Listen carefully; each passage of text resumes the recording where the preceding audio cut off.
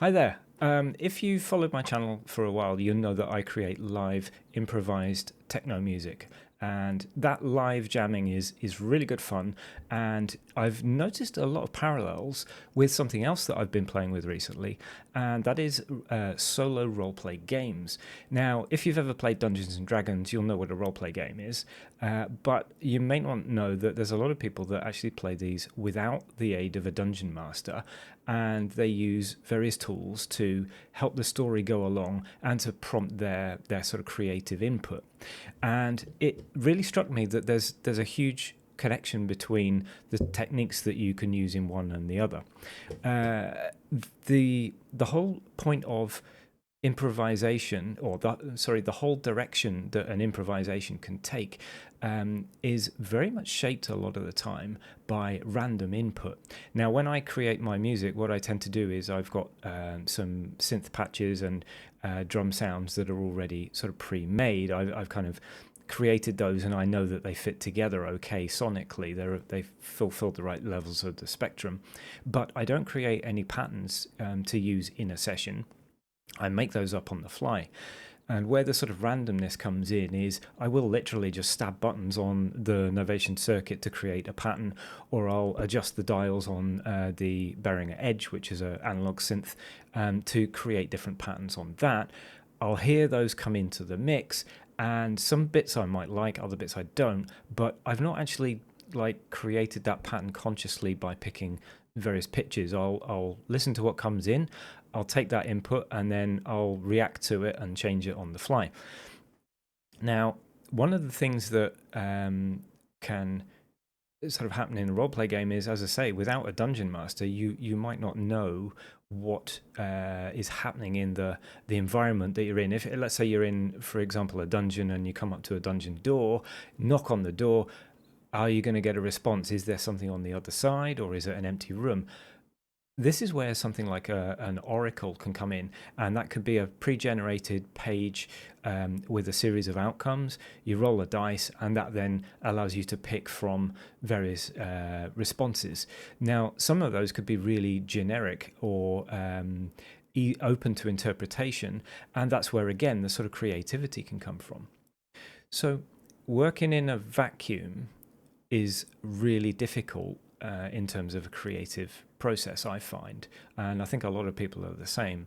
If you don't have any initial input, like sitting in front of a blank page and being told, draw something fun, that can be really difficult. Whereas if somebody gives you a brief or an initial kind of prompt, that can really help and get the creative juices flowing. It narrows your focus, narrows your kind of options, and in that way you can push through the challenge of creating with those prompts to help you. So another thing that I've been considering using this kind of technique for is live streams. Just yesterday I did a live stream. You can catch it on my channel. I'll put a link up in the description or up on the top here, and you can see one of the live streams that I've done. But what I'm considering in the future is actually having some kind of like random table of prompts that I could work from to help the direction of the live stream to progress. So why improvise? Why not just sit down, plan stuff properly, and follow the plan? Well, I find it's an exciting challenge in itself to start with nothing, or start with the bare minimum, and then see where the progression can take you. Whether it be in terms of the music that I do, or, as I say, the role-play games that I've been messing about with, it's really interesting to just see what your own creativity can come up with on the fly. I think also it's a big differentiator for your own artwork to be able to come up with stuff with the bare minimum of prompts, versus a lot of the rest of the kind of creative world where people sit and they really take their time and plan and prepare. So it's just something that can sort of really differentiate you from other artists. More importantly, maybe though, it can differentiate you from AI art that's being generated. If you are like the key component that is present at the point of delivery of the artwork, there's no way AI can replicate you. If, for example, you sit and you create a piece of music in a DAW, you flatten that track and then you send it off either as an MP3 or on a streaming platform, you are divorced from that piece of work at the point of delivery. I keep bashing my microphone. However, if you're performing it at the point of delivery, you are inseparable from that piece of artwork. It takes a lot of time to get comfortable, I've found, with that creative process. In terms of the improvising music, that took me a while to really get the hang of, and I'm still learning. When it comes to the roleplay games that I've been messing with, I'm barely scratching the surface. I've only played a few sessions of a game called Iron I'm possibly going to put some of this up on the channel if I find that I'm getting good enough to do that. But it's really good fun, and it's a huge challenge. But it takes a bit of time to really kind of allow yourself to follow those creative paths. Another thing that's really important is you have to know your tools. With the live improvisation of the music, if I have a completely new drum kit that I've introduced to my session, that can be really daunting. If I don't know exactly what's on each slider, or if I create a new sound and I'm not familiar with how I've mapped the macro dials on the synths, actually effectively improvising is tough. Whereas you're throwing in sort of randomness in a controlled way when you know what the synths are going to do, throwing in randomness without even that bit of knowledge, you're setting yourself up for disaster. So you have to really know your tools. And again, with the live roleplay gaming, I don't know the game structure enough. I don't know the rule set well enough to really kind of feel comfortable improvising on camera or even in my own sessions by myself. It's tough at the minute. Final thing I would say is you need to really be prepared to fail if you're practicing live improvisation of any kind. But once you've kind of got a bit more practice under your belt, you'll know where you fail. You'll know what the warning signs are for potential failure, and you'll be able to spot those, and you'll have techniques to get around them. Okay, patterns can arise when you're improvising as well. What I think is good to know is that there are some patterns that you'll want, some patterns you'll want to avoid. If you think about the beginning of a music set, like a DJ set or techno, as I'm doing, starting and finishing with like an introductory kind of section, and then a big finale, and then having some sort of journey in between, is a really, really kind of great polishing effect to the whole thing. Even if you've got sections that don't work out quite so well, if in your head as you're performing you've got this overarching kind of aim for a session, that can really kind of patch over any mistakes, or leave a really strong impression where bits and pieces were perhaps not quite up to scratch.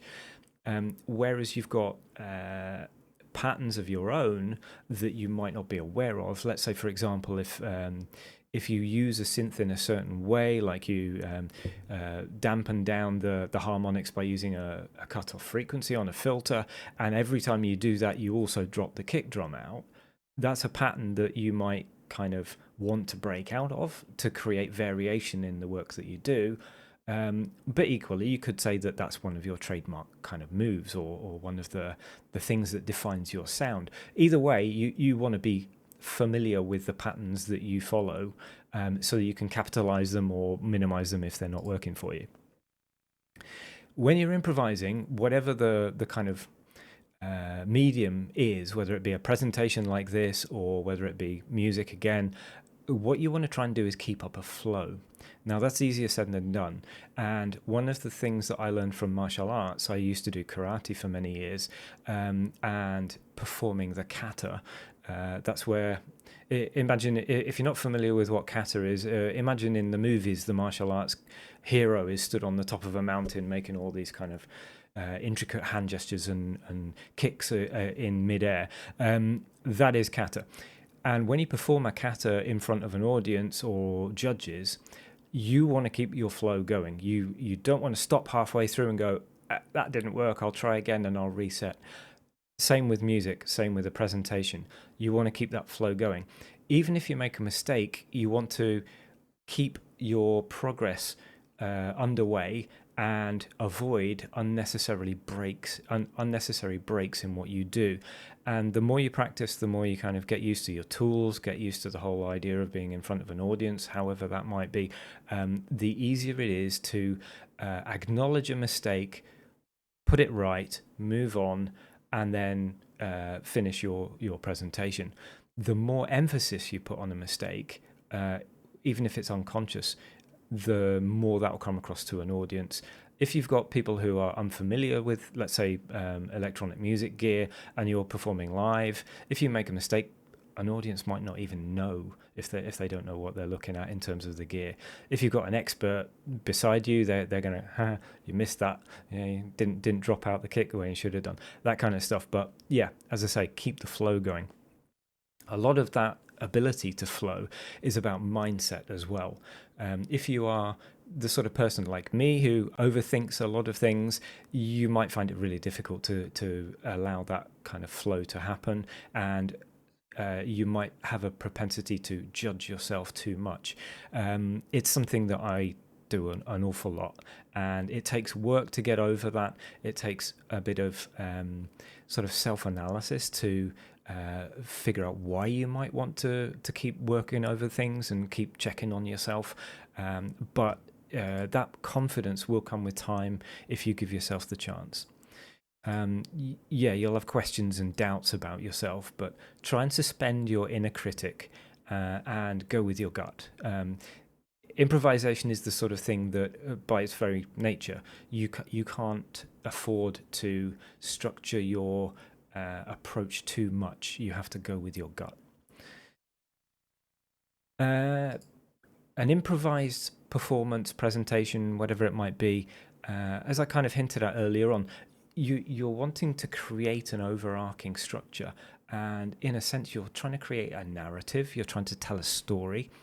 In order to do that, whatever the medium is, whether it's music again or like I said with these role play games, you're trying to create a rising and falling in tension, and in that way it tells a story. If for example, when I create a techno set, I start off with a kick drum, and then I add a hi-hat, and then I add some synths and whatever, and I do that every time for every track, there's very little kind of progression from start to finish in the whole set. So one of the things I like to do is start off very quietly with synths for the first track that I do, for example, and then on the next track that I'm adding in, I'll go in really hard with the drums, and in that way I'm creating like a spike of energy.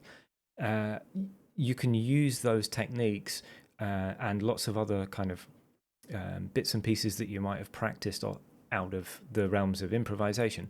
Once you throw those all in and vary them, the sort of overarching flow that you can create can be really dynamic if you get practiced. It's worth also trying to pace what you do. I can hear myself talking now, and one of the things I've realized is that I've not varied my pace very much. So if I take a breath, focus again, and then I can move on and talk about something else. As I said before, your inner critic will give you a hard time if you're somebody like me. Your subconsciousness will have a role in all of this, though. The more you get used to your tools, get used to your kind of method of delivery, the more you can afford to let your subconscious come to the front and sort of run it for you, if you like. In the live stream that I did yesterday, I mentioned something about one of my things that I've noticed when I perform live is that I will get to a certain point after I've been jamming for a while, and I'll feel really tired, or I'll feel a little bit like I've covered all the ground I can, and then I'll look at the timer, and it's freakish. A lot of the time I'll look and it'll be bang on 30 minutes, or it'll be like a minute before 30 minutes. There's just something, I think, that my subconscious says to me, yeah, you're done now. That's something I'm going to work on, because I'd love to be able to do like a 2-hour set or something like that. But as it stands at the minute, 30 minutes seems to be a bit of a barrier. And by that time, my subconscious has sort of worked through everything that it knows how to do. And I start then having a real kind of front brain approach to things. And I get like very wound up about it. So it's a little bit like a dream in a sense, because if you think about when you're dreaming, your brain is creating the initial bits of random information, and then it's reacting to it and then creating like a response to it, and it carries on in a loop. I think there's a scene in Christopher Nolan's movie Inception where Leonardo DiCaprio describes that very loop. The sort of improvisation thing, especially if you don't have like an audience around you, like I don't at the minute. I'm talking to you through a camera. It's very much like a self-reinforcing loop. If I feel like I need to take a breather from inside, I get that gut feeling that will shape the whole presentation. So don't stop. But you'll have to overcome a bit of perfectionism when you start improvising. It will help you in a way if that is one of the things that you suffer from. The other thing is that everything matters when you improvise. Everything that happens can affect the final outcome, because there's no take backs. If you are sitting in front of a DAW programming in a tune, or if you are at a keyboard writing a story narrative, you can hit delete and go back and change a few sections, or you can copy paste something and then see how it sounds and go back and change it again. If you are improvising, it's just whatever's happened has happened. So for that reason, every step matters. And having a recorded outcome is really, really a huge reward if you can get to that point, because you'll hear the good stuff, you'll hear the bad stuff, you'll hear how you overcame those challenges, and at the end of it, it will feel really worthwhile. So if you've never done any improvised sort of work like that, I would heartily encourage you try it. It's a really great form of expression as well, because you're putting in the minimum prep, but you're getting a maximal output for the amount of time that you invest. If for example, you have 3 hours of free time to sit and write some music, and your techniques involve programming in a DAW, maybe a bit of performance to take to record a take, you might get, let's say, out of 3 hours, you might get 10 minutes of music, which is amazing if it's the right kind of music. If you wanted to explore the idea of improvisation, you might find that in a 3-hour session, you've got 2 hours of stuff that you've got as an outcome. Just worth thinking about. The other thing about improvising is that if you allow yourself to be always recording, your outcome is going to be kind of sketch-like. And you can then always use that. You can go back to it, work back into sections that you like. You can refine them, polish them. If you record everything multi-track, that's a really easy way of doing it. I tend to record just like a stereo output, just because I don't find the whole mastering process to be particularly good fun. I've never really enjoyed really kind of breaking down sections and working on them again and again and again. I'm the sort of person that gets bored really easily when it comes to working on music. So if I can record everything live and jam and get some really good sections afterwards, if I'm really determined to get something polished, I might chop out a 2-minute section and sort of tweak the EQ and stuff like that. But yeah, as I say, you can get like a really good sketchbook kind of approach to things going if that's your scene. What I would also suggest is try and make the recording process as unintrusive as possible. Now, if I try and do these roleplay games as a recorded thing, I'm going to have to really figure out how I set up my desk, have all the books and the papers accessible, and I'll want perhaps this thing out of the way because if I'm knocking it as I'm doing things, or if I'm feeling like the mic's in my face, that's going to put me off my stride. Equally, when I'm recording my music, I tend to have the camera far enough away that it's not like sitting there and intruding on my train of thought. That's pretty much what I wanted to cover. I've not done a video of this kind of format before. If it worked, please leave a comment down below. Let me know. I am going to tell you a little bit about my Bandcamp now. I've got a few bits and pieces on there from previous years. I've got an album that I released maybe 18 months ago, which I did all of the initial tracks for live, recorded that. That one's called Mobius, so you check that one out if you like. But I'm kind of refreshing my approach to Bandcamp. On there at the minute is a single track called Upgrade, which is the first one that I made with the Behringer Edge, and I was just really pleased with the way that one came out. So fill your boots if you want that one. That one is name your price, so you can grab it for whatever price you fancy. And in upcoming weeks, I'm going to be putting more of the live recorded sessions that I've done over the last few months from YouTube. I'll be putting those on there.